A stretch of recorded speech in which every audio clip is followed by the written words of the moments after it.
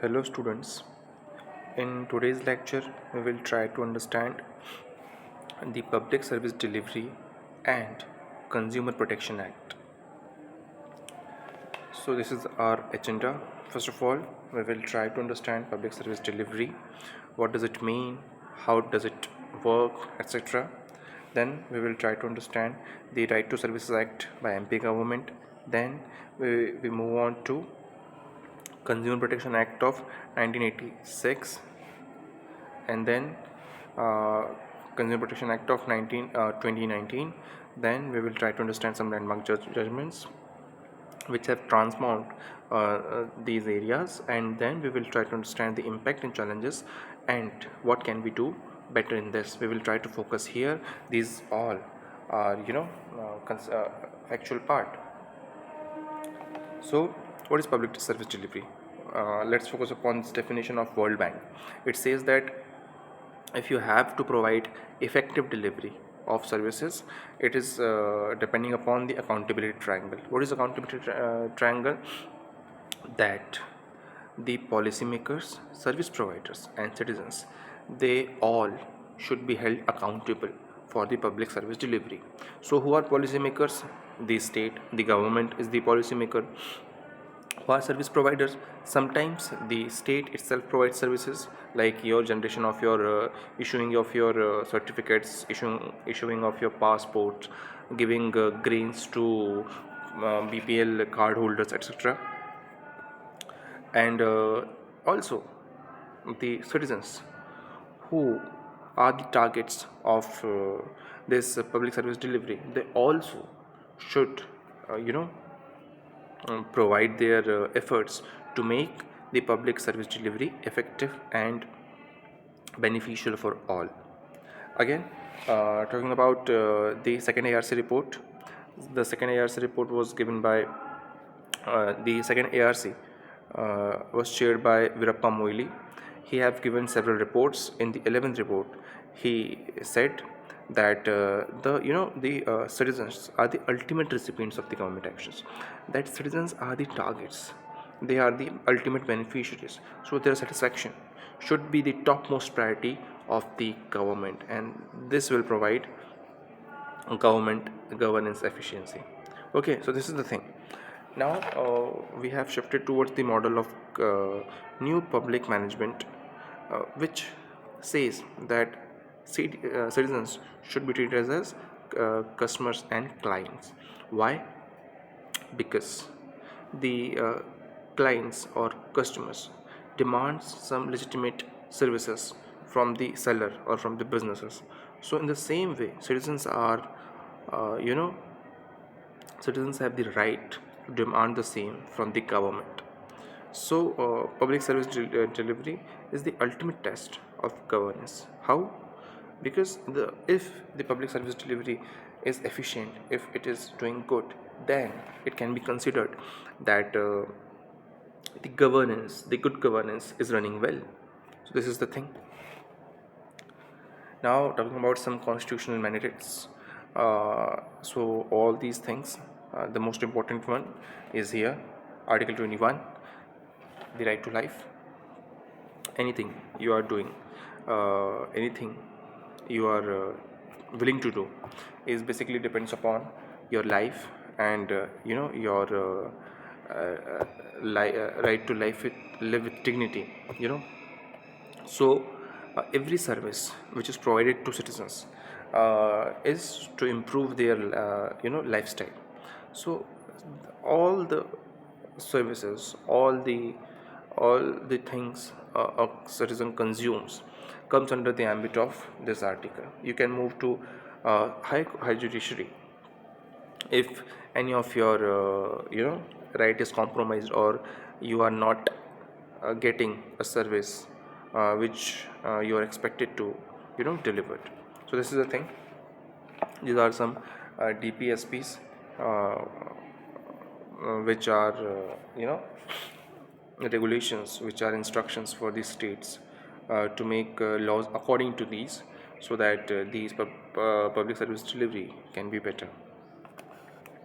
Now let's look into some historical aspect of public service delivery, that earlier we used to live in the colonial rule, the British colonial rule. So there was no such thing. There was no welfare. It was all for drain of wealth and to suppress dissent, etc. So we cannot expect the public service delivery here, although they have made railway, they have made some bridges, they have provided some services like telegraph, like like few things, a few more things. But these all were their instruments of exploitation. Those were not for the welfare of India as well. So then we have shifted from colonialism to making our own country. So in the post independence era, we tried to adopt the socialist model of governance. So the whole effort was to empower citizens, to educate them, to provide health, to provide food. The food was the main problem at that time, because India was not self-dependent on in the food. We were not having food security. So India was a welfare state up till 1980s. Then we have shifted towards new public management. In new public management, the citizens should be treated as what? Consumers or clients. So they must be given enough satisfaction with the services of governments, as well as services provided by market on behalf of government as well. So this is the thing. Then we have shifted towards right based delivery, that the service you are expecting is your right, like Manrega. This talks about right to get a job, right to live, right to livelihood. Okay. RTE, right to education, talks about what? Right to education. Education is a service which is your right.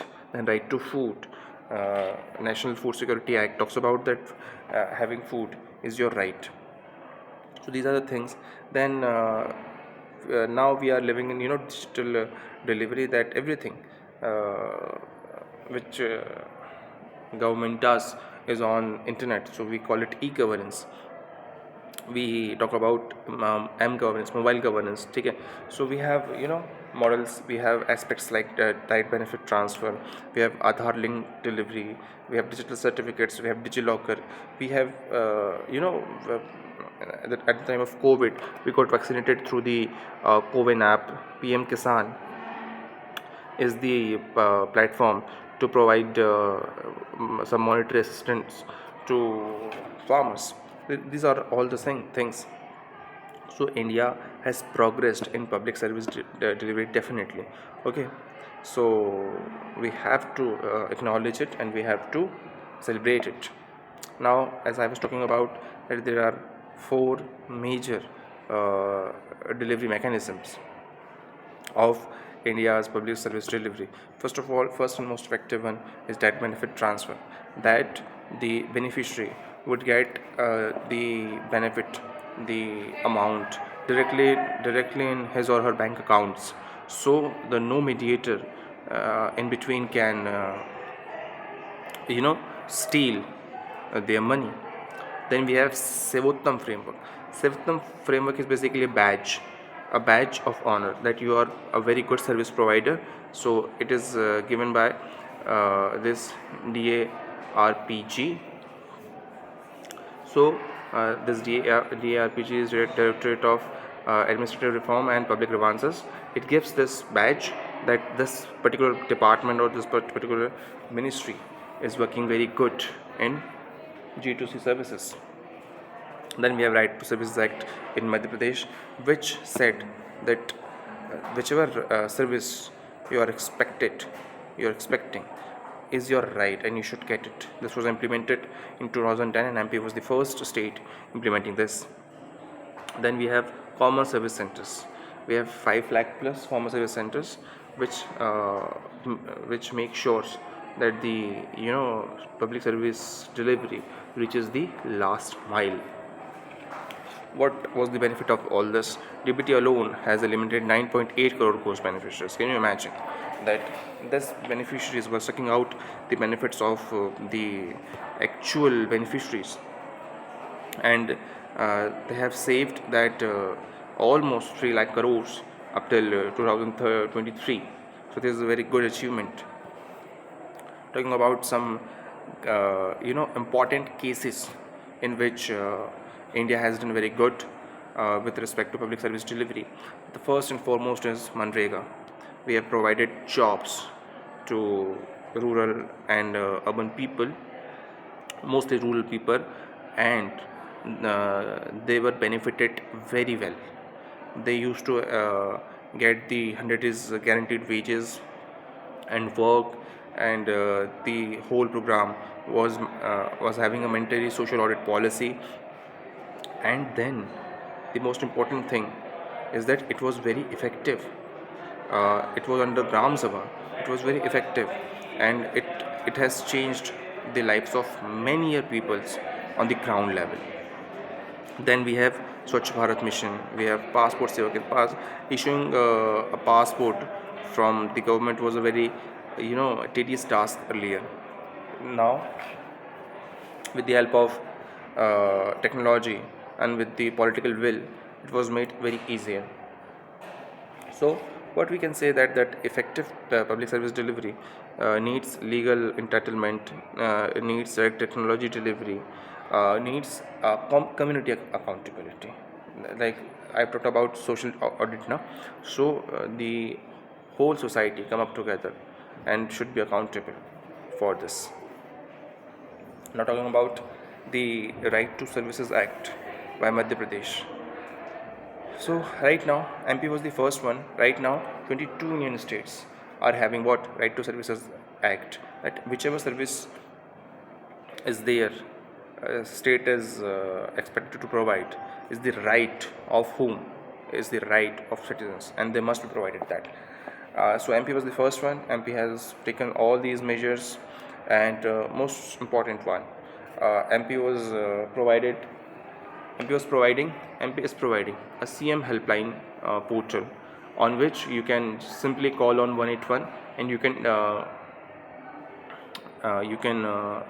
file a complaint against a public authority, and the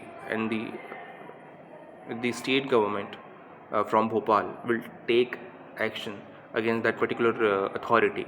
So this was a game changer, and I have personally seen that this works. So this is very good example of public service delivery, because the employees at the lower levels, they fear from the leaders, the political leaders, the representatives of the people. Why? Because they can remove them, they can take actions against them, they can suspend them. So, and anyways, any CM helpline against any public authority or public personnel is treated like a stigma, that what are you doing? You're not providing the public service delivery. You're not providing, you're not doing your job. So this is understood is like a negative thing. So people try to avoid all this. So this is the thing. This was very effective. Now talking about Consumer Protection Act, which was implemented in 1986. So what was the trigger effect? Why was it needed? Why they put all this into a law and given to people? Why it was needed? There are two triggers mentioned here. For us, for Indian consumers, for us it was the very bad services from private entities. Like we were having fake medicines, we were overcharged, we were having adulterated food, we were having false advertisement, everything. What could be you know what we can say, that cheating. We were cheated by uh, the service provider and the producers. So moving on. So there was the law passed in 1986, So these are some important sections of this law. It have, clearly defined who is consumer, what is deficiency, what is defect, what is unfair trade practice, what is restrictive trade practice, what is service. All this was first of all, defined. Then we will move forward to giving rights to consumers. There were 6 fundamental consumer rights in CPA 1986, you know which were based on what UN guidelines for consumer protection of 1985. So these rights were, first of all, right to safety, that any services, any product uh, uh, bought by the consumer should not be hazardous, should not threat to his life or property. It should be safe. Second, whatever product or service a person is consuming, he or she should have, he or she must have the information about that product or service, that what it contains, what is the quality of it, what is MRP, expiry date, manufacturing date, everything should be written over the product, or along given the along with the service.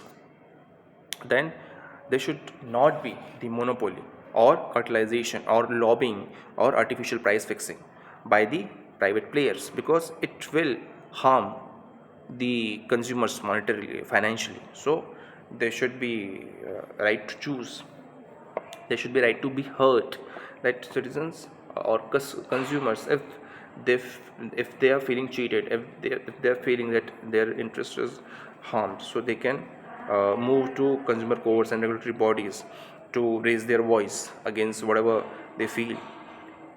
Then the consumers can settle the genuine grievances.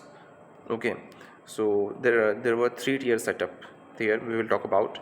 And then the consumers has the right to education of what, as a consumer, what rights do they have, what can they do if they are cheated, all these things. So these are the 6 fundamental consumer rights provided in CPA 1986. This was a three tier structure I was talking about for the dispute redressal. So on the very basic level, there was district consumer dispute, which was handling claims up to 20 lakhs. Then we had state consumer dispute redressal, which was handling cases from 20 lakhs to 1 crore. Now we have, and at the top we have uh, National Consumer Dispute Redressal Commission, which used to look into the cases above 1 crore. So this was the setup in 1986. But as it happens that we cannot make a perfect plan. So there are some scope of improvements everywhere. So there were many scopes of improvement in this 1986 act. So there was no coverage of e-commerce. Okay, there were pendency of cases, there were no speedy trials, no product liability, there were false or misleading advertisements by different players, there were very low pecuniary limits, there were no mediation mechanism, etc. So for all of this we have to improve it, and we have improved it in 2019 by amending the Consumer Protection Act. So Consumer Protection Act of 2019, what does it change? It has provided e-commerce coverage, that your online transactions, your digital services, all will be brought under consumer protection. Your online platforms were made accountable, that you cannot bypass the law by using digital means. The product liability was ensured here. There was setup of new authority, Central Consumer Protection Authority, which was first of its nature in India, which could take suo moto actions against the service providers and there were mediation mechanism. There were penalties for misleading ads. So all these were provided by this Act of 1920, 1990, 19 provided by the Consumer Protection Acts 2019. So this authority they have provided, that which is known as Central Consumer Protection Authority. So it talks about the section 10 talks about its composition. Section 18 talks about its suo motu powers, etc. So these are listed here. Now, what is product liability? So they have provided India's first statutory product liability framework, which you know takes accountable uh, to which held accountable the not only the manufacturers but also the service providers and sellers in case of mismanagement. Then we have mediation, we have e-commerce rules, we have penalty framework, etc. So if you are doing any misleading ad, if a celebrity is doing any misleading act, you can have a 10 lakh penalty and 1 year endorsement 1 year endorsement ban for the same. And you repeat this, you'll have 50 lakh penalty and you'll face 3 year ban on endorsements. All these things are there. So it was made very strong. We can understand that by this comparison chart, that earlier there were no coverage of e-commerce, but the 2019 Act explicitly covered the e-commerce rules. No product liability was there. Strict liability on manufacturer and sellers. Regulators, there were no central authority. We have CCPA. There was no mediation. Now we have consumer mediation cells at all levels, and they have to mediate in 28 days of timeline. So all these things are there, and the limits of disputes have also been increased, because due to we have inflation and we have increment of prices of everything. So all these things have been done. Earlier we had the policy of replacement. We have compensation was there, obviously. We had policy of replacement. Now we have policy of product recall as well. If any products are faulty, so they must be recalled. You must have heard about the Ola have recalled several scooties, several e-scooters of theirs. Some cars recall their some car brands recall their cars and products. So all these things.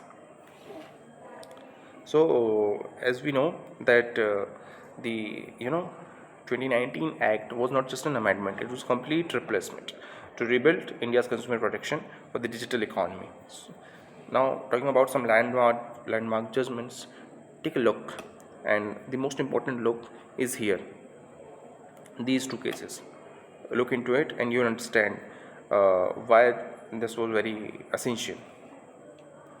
Now talking about impacts, these were some major impacts. First of all, we have a very cult culture. We follow our celebrities. We make them gods.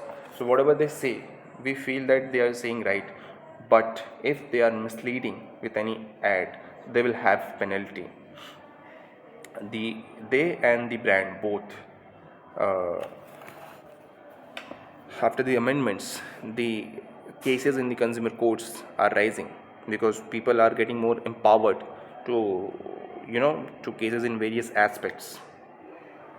All these things are there. So this is the impact of both Public Service Delivery and Consumer Protection Act. So in public service delivery, we have 12 crore plus farmers registered for this PM Kisan scheme. They are getting benefits of what, 6,000 per year, so that they can get their jobs done. with that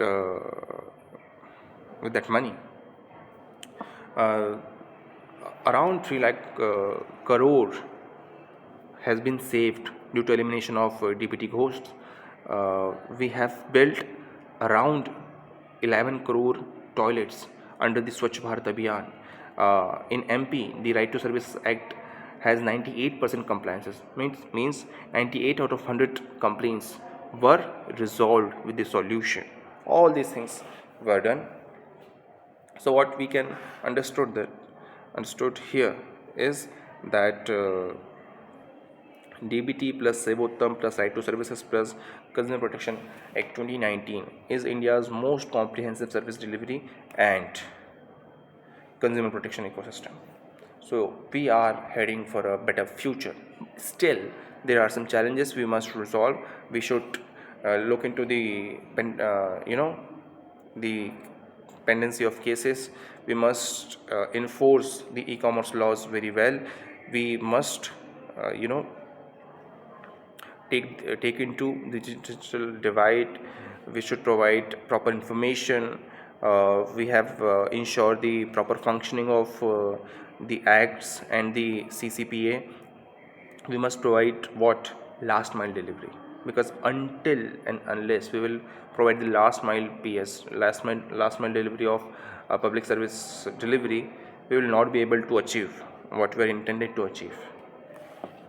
And all these things are there. These are some 10 key reforms which made the public service delivery smooth and effective. And this is the quick revision. You can pause this video and you can revise this with this. And ultimately, in the conclusion, we need to take that we need to recall that what is public service delivery. It is the promise given by the state.